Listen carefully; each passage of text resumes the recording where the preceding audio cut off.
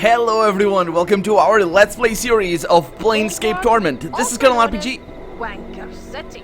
as usual, and I'm very happy that you chose to join me today, here with Anna and Dakon and Morte, as per usual, as we try to get, as basically we try to get, Fall from Grace into our team.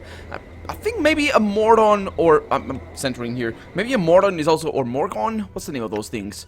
We don't know them yet. What is the name of the Mordon? Modron, that's the one. Maybe one of these guys is gonna join me, but I haven't talked to them yet. So let's have a chat with Numenera over here. We're going around the block, basically trying to go to so that's the way back. Yeah, we didn't come this way. Basically trying to find a way for Merriman to forget all he knows.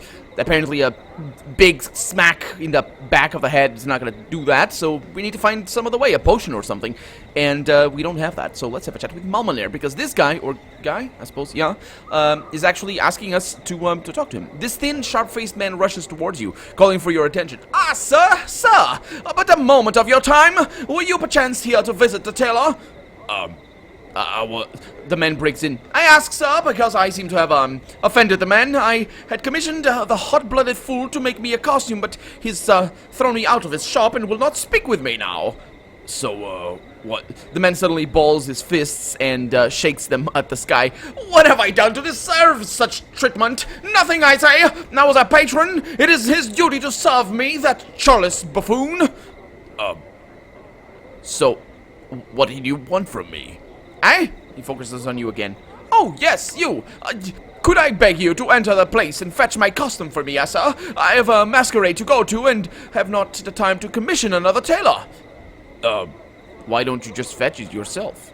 He sneers, rolling his eyes. That porcine lout! I somehow offended the puffy, bump-filled jackanapes. He's forbidden me to enter his store and refuses to have words with me. Imagine! Well, I'll get your custom, but or costume? Yeah, that's how it's said, but not for free. You'll what? For the power's sake, man, you're just fetching a costume. It won't take but a moment of your time. I certainly don't think such a meager act is worth a wage, sir. Really? Apparently I don't have a choice to say that it is worth a wage. Otherwise, you would have gotten it already. There's plenty of people going around. You've been standing here for days. But yeah, I'll go get it then. Updated my journal. Oh, most excellent, sir. This very building right here. He points to the long, low structure just north of him. Thank you, sir. Well, farewell, I guess. We need to go in here. Peering through the cracks in the shutters, you see what appears to be a tailor's shop. Okay, let's go into the tailor's shop. Hopefully he's not gonna put me out. I'm gonna ask all my questions before I ask him of that particular thing. Racks of clothing, most of it very fine quality. Most of it, though. Okay, so we got some citizens around. We have racks of clothing all over the place, and we have... Oh, that's interesting, because there's no Sedil, or Sidil, whatever, the little leg on the sea over there, because that's quite clearly a Latin-inspired name. Well, I say Latin, it's really a Spanish or Portuguese-inspired name. I'm pretty sure there's nothing like this in Italian. I don't trust the Gith. Nah, it wouldn't be. It would be Gonsalvi. But that C should have a Sedil, which transforms into an S. I'm pretty sure that's where the S come from or something, because it kind of does look like an S, especially if you write it down, or if you write a C with a Sedil very fast, you kind of just do an S, really. And it basically stands as an S, except it can never be read as Z, because that's also a possibility for S's. Not really sure in English if I'm thinking about it right now. Actually, yeah, like misery, for example. Misery has an S, and it's read like an S. If it would, like a Z, I'm sorry. If it were to be an C with a Sedil, it would be misery. So there we go. Anyway, just fine of me to think of that word right there. And I was sensate over here. Please, sir, things to do. I'd appreciate you leaving me be if you'd be so kind. Farewell. Yep. There you go, Salvis. Yeah, I'm just gonna pretend that it just because it's a tricky key to in an English keyboard. It's not easy to write the C with a Sedil. The Sedil. I don't really know how to pronounce that word. Let's have a chat with him. This short, heavy-set, middle-aged man is wearing clothes that seem to be spun of glittering gold. In his hands, he holds a bolt of cloth strung taut across a wooden frame. He is currently embroidering some pattern into the fabric. Greetings. The man doesn't seem to acknowledge your presence. He continues to work at his embroidery, muttering under his breath. As he sews, shimmering motes of light seem to sparkle and drop from the tip of the needle. Good day, good sir, did you hear me? The man does not look up from his work, frowning distastefully as he answers you. Yes, I am certain that what you need is truly quite urgent. Now, if you could be silent for just a moment. Okay. At last, he sets down the embroidery and looks up at you. Before you can speak, however, he suddenly picks up another item and sets to work on it again. As he works, what looks to be tiny colored sparks drip from the fabric. Look, I just have a few questions. The man sighs loudly. No doubt you do. Now, you've been kind enough to wait quietly for a bit. I'm certain you shan't see you it shan't see you dead to drain your tongue in, but for a moment more. Anna says, "Sweet suffering pike," she snarls. "You there! We'll be having no more of this waiting, so you'd better..." The man glances up from his work and seems to see Anna, but for the first time. Tutting softly, he shakes his head. "Lass, what in the maddening winds of pandemonium has possessed you to dress in such a way?" What? Is it bad? She's actually quite... okay? Excuse me. These ladies dress more scandalously, I suppose, than her, for sure. Although I wouldn't say they dress better, but still. Anna looks surprised. Eh? Her surprise quickly falls into a frown. What do you mean? He gestures at Anna's outfit. The leather, miss. The sheer impracticality of it. The emphasis on the bust line, especially the also convenient cross-slash across the bodice. Your outfit was obviously designed to placate someone's hormonal urges rather than to keep you comfortable. Even if you are trying to make a statement against authority and decorum like your tieflings tend to do, the message is really harming you in the long run. That's very awesome. That there's such a line as this in the game. It's kind of weird. It really is kind of weird because look at these. Look at these. I could show you the journal. I'm going to show you the journal again. Just actually to make that crisscross or cross-slash across the bodice. I don't really know what that one is. What he means by that. But this is just the developers having a jab at themselves, effectively. All in good fun, of course. But what he says doesn't actually make much sense in this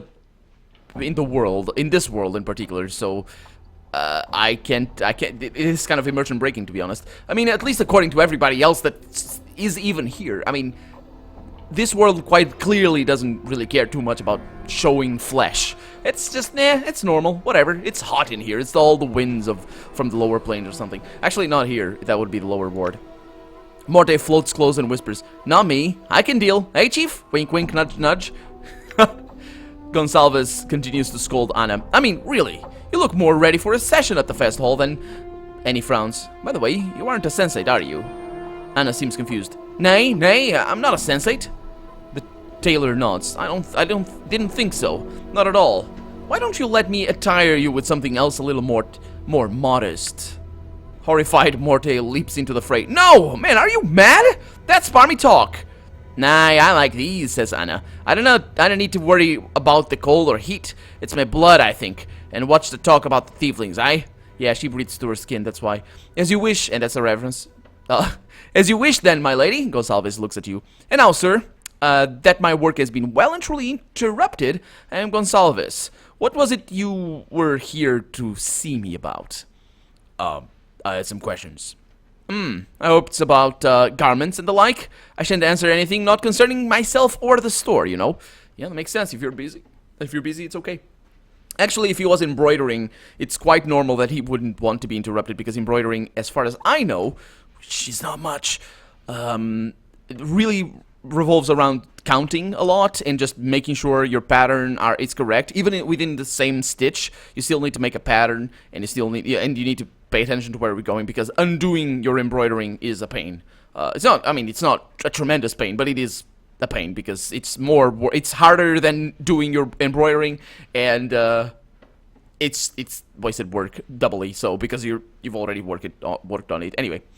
Let's see. I wanted to pick but what were those lights while you were embroidering? That? Nothing, sir, but a bit of the art, which I at times weave into fabric when the fancy strikes me. Those items which I lavish enchantments upon are most special creations, and are rarely sold. What sort of magical clothes do you have? Gonsalves looks you over, frowning. Nothing that would fit you, that is for certain. Why, I thought my chest was wide enough. Because it is. But it's just because I'm so huge. Look at this. In comparison, I don't know if I'm taller than the ladies, but the chest is definitely the same size. Okay, I'd like to see what you have to offer just the same. Oh, look at that. We can sell some things? No, we cannot. We can just buy some things. Jerkin. Oh, but I can't. She can. Jerkin of the Brazen Rogue. This piece of sturdy leather armor was clearly fashioned for a woman. It is a piece of remarkably skillful craftsmanship. Small metal plates and bands are carefully concealed here and there. Okay, so it basically gives Taco an armor class. It's an armor thing. And this one is even better for the armor class over here, but it's not as good for the Taco. What is that thing that it said over here? 12. Oh, that's, yeah. Oh, it's only really usable by Anna. Does it mean that she's the only... Oh, because... Is it for tieflings or something? It looks very conveniently cross-slashed as her own outfit. I think I'm gonna go with this one. No, wait, actually this one is much better. I was saying this armor class is better. It's not. I don't think I need the rest of the stuff. I'm gonna go with that. Excuse me. Nice attention to detail right there that he adds needle and thread. I imagine stealing from him would work, but I just don't want to do that because that requires saves coming. Okay, so she doesn't have... Oh, she has that. Anna's vest, excuse me, is similar to leather armor, but it seems more flexible, and it's really crap, and allows her greater freedom of movement. You're not certain what creature's hide, if any, was used to make the vest, but it seems durable enough. 3 straps help secure the front, and a staggered series of bracers run down the left arm. If necessary, Anna can slip her punch daggers, into the bracers to conceal them. Assassin's Creed style. Yeah, those are... I saw her attack with that. I didn't really know what that was all about, but apparently those are punch daggers. They are really weird. I have never seen daggers like that. They kind of resemble a katar. This wouldn't work, by the way. They kind of resemble a katar if they were to be pointed at if they were to be a single blade, just pointed. This wouldn't work. There's a very relevant reason why this is bad. You see these piercing blades over there? Those are meant to be piercing. Daggers usually are very good at piercing. The problem is, if you add more than one tip, it makes your piercing effort at least twice as hard. So if you're at least, and that's considering that the thing you're trying to pierce doesn't actually expand when you pierce it, because if it does, then it makes it interferes with each other. You know, because in the middle it's gonna be a little bit tricky and all that. And of course, that's considering that usually when you're trying to pierce armor and stuff like that, there's only a really, really small spot, and not 2 spots right by each other. So this, and any weapon like this, is usually not for piercing. So those pointed things over there wouldn't be like that. You will see some punch daggers that are like 3-pronged, but they're for cutting. They're for a piercing, yes, but only on armored stuff, and they're meant to be be as damaging against flesh as possible. Even leather armor probably wouldn't be pierced by this. Just saying. Well, actually, I say leather armor, but, Gambesons, really, because leather armor wasn't a thing. So let's equip her with that. This one is just gonna stay here, I guess. Let's also look at the journal, because I want to see about her bodice, or whatever. So Anna over here. Yeah, I suppose that... I figured it would be that one. But I can really tell why is it convenient. I mean, it doesn't... I would prefer if this one was just straight over there, because it's more convenient, I guess. But yeah. And just to show you what I meant, if I go down here to a noble woman, I suppose, or no townsperson, female, not these ones. Noble? Upper class towny female, that's the one. Yeah, tell me which is more revealing and which is more convenient and practical and all that sort of stuff. Yeah, and it's these ladies. That's the same model right there. So there we go. That's what I meant. Okay, add some questions. Excuse me. I want to see what you have for sale, because I'm gonna try and sell. I can't sell that. Okay, it wouldn't be very expensive either, so it doesn't matter. I wanted to pick up a dustman costume. Was he a dustman outside, or am I just actually buying a dustman costume? Because there were a few inside the mortuary, but yeah. You are in luck then, sir. I happen to have one available. Its cost is 30 copper commons. Okay, I had some questions. This is weird. Okay, the game is just loading, don't worry. This is weird. Excuse me. I don't know if the guy outside was a dustman. This is supposed to be the vestibule or something like that, where you just can dress. I suppose this would work as well. Let me go back there. Hello? Is anybody here? Oh, there is. Sensate over there. Okay. Yeah, I'm pretty sure this is going to be the thing I need. But there we go. It definitely deserves a wage. So I want to say that over there, I will take it. Gonsalves takes a set of neatly folded robes from under a counter. Here you are, sir. I would warn you, though, if this is for the upcoming masquerade of Lord Erd, or Eard, I suppose, many folk are already attending as dustmen. Yeah, I'll keep that in mind. Farewell, Gonsalves. See you later. It sounds so weird to me, even pronouncing Gonsalves as Goncalves, because that's definitely not what it is. That's really, really not what it is. That's like saying, oh, I'm going to the theater, and saying theater. Well, actually, theater, that doesn't sound as terrible. Well, there's words like that. But anyway, and by the way, that's a common mistake.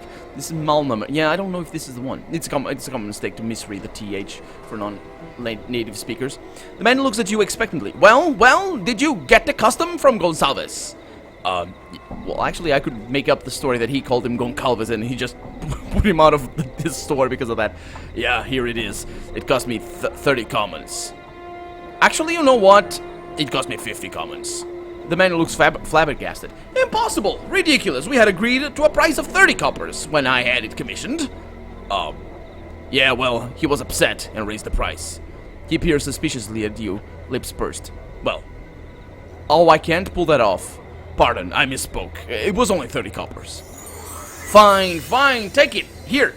He tosses you 30 copper commons. Now, I have to be off.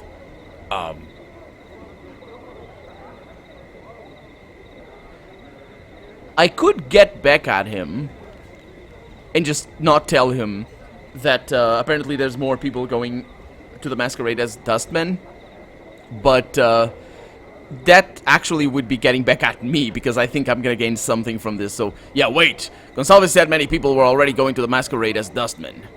Did he? Blast! I would hate to arrive in such a common costume. Yeah, well,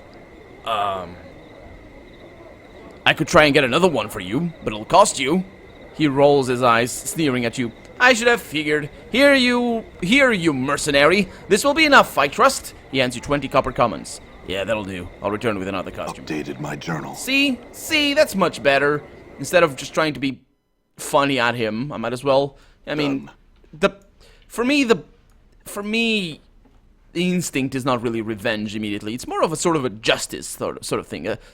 Maybe an ill-begotten sense of justice on my part. What I was trying to do there by lying, by the way, that was just getting my money, the money that I asked, that I am owed, and he clearly, I mean, you saw how he acted. I was doing him a favor. I asked for money up front. He didn't want to pay up front. And so, yeah, anyway. So, yeah, I'm just getting experience now. So I had some questions. I wanted to pick up another different costume. Gonsalves nods and smiles knowingly. The dustman beat seemed a bit too common after all, eh? Well, it just so happens that I have a Godsman costume, if you would like. It shall cost you 50 coppers. Yeah, I'll take it. Gonsalves retrieves a set of folded clothing and a heavy leather apron and work boots from under a counter. Here you are, sir. Enjoy the masquerade. Thanks, Gonsalves. Farewell. Okay, and let's charge him 100 coppers. No, actually, he gave me money already, so 50 coppers it is. No, wait a minute. Was that for my trouble, or was that for the... Well, let's find out. I'm gonna go with that again. It's the same situation. Yeah, here it is. It cost me 80 commons. That's inconceivable. Wholly preposterous. Who does he think he is? He suddenly frowns. Come to think of it, that does sound a bit steep, even for Gonsalves. He eyes you suspiciously. Yeah, well, you really did upset him. He peers suspiciously at you. Okay, whatever, 50 commons. And he makes a disgusted noise, snatches the costume from you, and shoves 50 coins into your hand. Now, I have to be off. Yeah, you could have told me that you were gonna give me 50 and not... Anyway, because we already gained 20 copper, so that was okay. There we go. Learn some new tricks? We did indeed, and all thanks to my own doing things properly thing. So let's see. Open doors. Oh, she leveled up as a fighter. Saving throws have improved. Fighting skills have improved. 4 hit points gained. Armor class -4. What is our armor class over here? So she's got a -4. We got a 2, a -4 over there as well, and a 0 on me. Yeah, sounds good. Sounds pretty good actually. Okay, so still no clue as to where I can get. We haven't been everywhere though. As to where I can get the thing that is gonna make Merriman forget. We got Harmonium officers? Why? What's up with these guys? Seriously, what is wrong with these guys? Is mine. Well, let's kill them. They're going after me, I think. All right. No, they're going after Anna. Did you see that? Yeah, definitely kill them. Okay, this one is going after me. Clock sings true. Yeah, just kill them. Okay. Now, who's he attacking? Morte. Good as done. Let's do that. Oh, come on, game. Just get that loaded. They're a little bit invisible, aren't they? Oh, don't do that. Okay, he's attacking us. And he's dead. So, why? Why are they attacking us? Okay, do you want this? I want this. Scroll of Shield. Let's copy that. And let's put that away. Your path is mine. Let's see what I can do here. Why are they aggressive?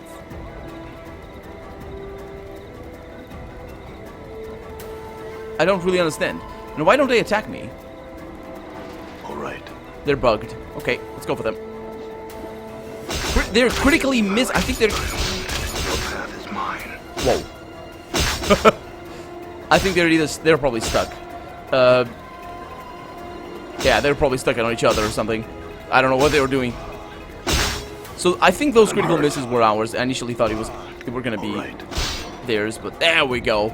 Didn't really take too much damage. We're all perfect. We can go sleep at any time, which is what I did in between episodes, by the way, if you're a little bit confused with the wall health that we had at the end of last episode. So let's see. Old poet. Ellie Havelock. Yeah, we didn't talk to these guys. Let's have a chat with the old poet over here. This kindly looking old man spares you only the briefest of glances before returning to his recitation. Okay, I'm gonna heckle the poet apparently. I don't know what that means. You heckle and jeer at the poet, making fun of his style of verse, appearance, and postulated home life. You top it off by interrupting a few of his verses and completing them with bawdy rhymes of your own, which draws some chuckles from the onlookers and sets the old poet, doing his best to ignore you, to gritting his teeth. Why did I do that? I didn't mean to do that. I'm a terrible person. Hey, Hallie. Hallie sees you approach, but his expression is impossible to read. You wonder if he can even really see you through his narrow black eyes. Yeah. I forgot that I had talked to this guy already. Okay, so we've been to the apothecary, we've been to the civic fest hall, we haven't been to the gallery, we've been over there. So it's only the gallery that's missing, unless I'm missing somebody up here. So I talked to Sarhava already. And I talked to Salabash over there, of course, the guy with the curses. And apparently now I have a curse that shuts up anybody. It's the Curse of Silence. It's pretty awesome. This massive, ancient-looking structure is somehow less foreboding than others of its size. We have Harlot and Elobrand. Come to Elobrand and learn your future, or a fortune, only 5 coins. And Aelwyn. Oh, didn't we need to talk to her? I think we did. I think we did. Okay, let's have a chat with Elobrand over here. Oh, come on, game. This old woman examines you closely with her sharp gray eyes. First your face, then your arms and various tattoos. Greetings, scarred one, she says. Come to speak with Elobrand, have you? Have to come to have your fortune told, mayhap, for a paltry 5 coins? Yeah. Tell me my fortune. Elobrand places your coin in her belt pouch and takes your hands. She quietly studies your palms, frowning deeply. At long last, she speaks. Some rare folk are what's called fateless, you see. They wander through their lives, doing as they see fit, creating their own destinies. Yeah, those are usually the main characters of RPGs. Thank you. You have no fortune to tell, scarred one. Not at all. I've nothing to tell you. And so here is your coin. Oh, she's Really nice. I had some questions, though. I do not speak of things mundane, Scarred One. Well, in that case, farewell. Hold you one moment, Scarred One. Yellowbrand reaches out, touching your arm. My mother gave me something once, long ago. The scroll sealed with wax. A hooded man had entrusted it to her, and said that a man such as you would one day unwittingly come to claim it. Here, I would have you take it now. What is it? Yellowbrand shakes her head, frowning. I do not know. She was sworn never to read the thing, and I obeyed her request to leave the seal unbroken myself. The man had paid her handsomely to take the scroll, but warned her of the direst consequences should she open it. Sorry for the hiccup. Yeah, thanks then. Farewell. Where's the scroll? Oh, it's over there. Suspicious sealed scroll. Why is it suspicious? What is the game trying to tell me? Let me check her house very quickly. All right. Because that's, there's nothing suspicious about checking somebody's house just after you talk to them in front of their house. Well, I want to open that. I now will. But that's going to happen on the next episode. For now, I'm Colonel RPG. Oh, boy. Oh, that's not good. Why do you attack me? Why are the shadows attacking me? Why do you do this thing to me? Well, at least I killed it. Easily enough. Okay. Yeah. So yeah, as I was saying, for right now, I'm Colonel RPG, and this has been Planescape Torment. I really hope you've enjoyed it, and if you did, go ahead and leave a comment, like the video, but above all, thank you so much for watching, and I hope I'll see you next episode. Bye-bye!